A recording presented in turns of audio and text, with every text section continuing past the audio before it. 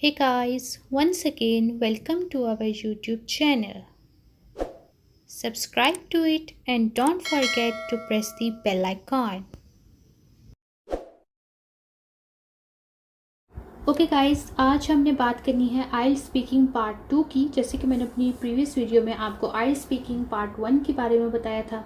उसमें किस तरह के क्वेश्चंस होते हैं, आपने उसको किस तरह से आंसर करना होता है, किस तरह से आपने अपने एग्जामिनर को जो है वो इम्प्रेस करना होता है, क्या क्या सीक्रेट टिप्स हैं जिनको अगर आप अप्लाई करेंगे तो आपके इस स्पीकिंग टेस्ट में बैंड्स 8 से कम आ ही नहीं सकते।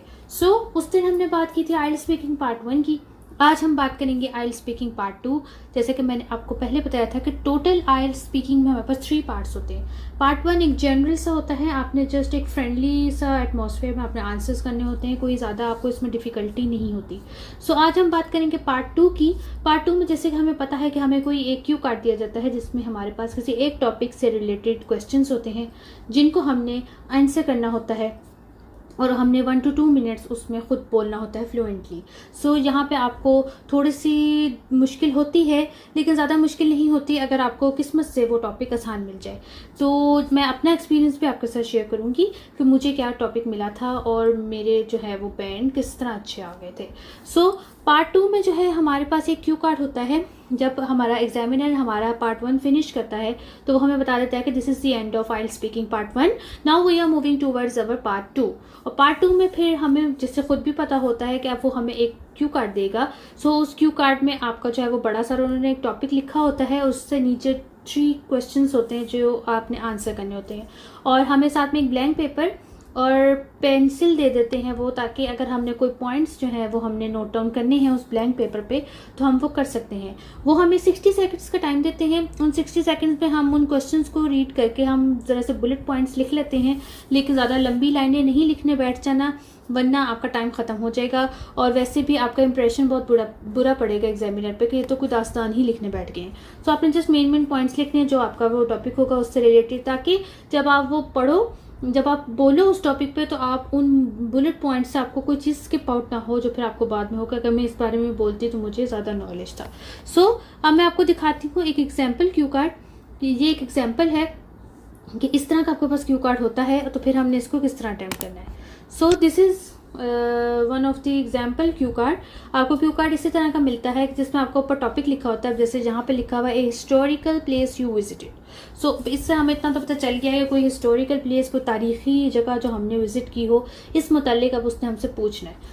हमारा नीचे क्वेश्चन क्या, describe historical place you visited, you should talk about where is this place, when did you visit it, what are the interesting things about this place। ये 3 क्वेश्चन जो हैं हमने इनके बारे में बोलना है। सबसे पहले तो हमने ये बताना है कि जगह कहाँ पे थी, मीन्स हमारे अपने होम टाउन में है या किसी और कंट्री में, मीन्स अब जैसे आई बिलोंग टू पाकिस्तान, मैं अपने किसी भी तारीखी मकाम का जिक्र कर सकती हूँ, जस्ट लाइक लाहौर फोर्ट। सबसे पहले मैं अपने बुलेट पॉइंट में उसका नाम लिख लूँगी कि लाहौर फोर्ट का है और ये लाहौर में है इनसाइड शाही किला। उसके बाद में मैं लिखूँ, यानी मुझसे जो सेकंड क्वेश्चन उन्होंने किया है when did you visit it, मैं लिख लूँगी कि I visited it a year ago, 2 years अगो और may be recently few months ago. मैं यहाँ पे थोड़ा सा एक बुलेट पॉइंट ये लिख लूँगी। उसके बाद फिर उन्होंने पूछा है what are the interesting things about this place. यहाँ पे जो है आपने ज़्यादा जो है वो क्या कहते हैं उसको गुड़ डालना है, क्योंकि इस टॉपिक में एग्जामिनर ने आपकी फ्लुएंसी चेक करनी है कि आप एक टॉपिक पे कितनी देर तक बोल सकते हो। उसके अलावा आपकी प्रोनाउंसिएशन चेक करनी है, आपकी वोकेबलरी चेक करनी है और आपकी ग्रामर। ये जो क्यू कार्ड का सेशन होता है ये बहुत इंपॉर्टेंट होता है और मेन जान होता है आपके स्पीकिंग टेस्ट की। यहाँ पे आपने ज़रा भी पैनिक नहीं होना, बस आपने मोटे मोटे पॉइंट्स लिख लेने, तभी वो हमें 60 सेकंड्स देते हैं कि आप लिख लो कि कोई चीज़ आपसे स्किप ना हो जाए। आपने जस्ट पहले क्वेश्चन का आंसर में लिख लिया उस जगह का नाम कि वो कहाँ पे है और उसका नाम क्या है, देन आपने कब विजिट की थी वो लिख लिया। फिर इंटरेस्टिंग थिंग्स में आपने लिख लेनी है उसकी चीज़ें, जैसे कि अब आपकी कुछ जगह हो कि वो किसी मुग़ल बादशाह ने बनाई हो या कुछ ऐसी हो, तो आप लिख लो कि इसने बनाई थी और तब बनाई थी और वो इस मार्केट में है या इस जगह के करीब है, वो बहुत पुरानी जानी जाती है। इस तरह का जो है वो आपने इंटरेस्टिंग थिंग्स ले लेनी है। देन जब फिर आपके वो राइटिंग का 60 सेकंड्स ख़त्म होंगे तो आपको जो एग्जामिनर है वो आपको कह देगा कि आपका टाइम ओवर हो गया है, now you have to speak for 1 or 2 minutes। यहाँ पे आपने एक चीज़ का ख्याल रखना है, आपने ना तो 1 मिनट से कम बोलना है ना 2 मिनट से ज़्यादा बोलना है। आपने बहुत ही मुतदिल रह के बोलना है कि ना एग्जामिनर को ये लगे कि आपको नॉलेज नहीं है या आप बोल नहीं सकते, it means you are lacking of vocabulary और फ्लुएंसी, और ना ही उसको एग्जामिनर को ये फील होना चाहिए कि कुछ ज़्यादा ही बोल रहा है। कहते हैं ना कि कॉन्फिडेंस और ओवर कॉन्फिडेंस के बीच में रहना चाहिए, तो आपकी ज़िंदगी सही चलती है।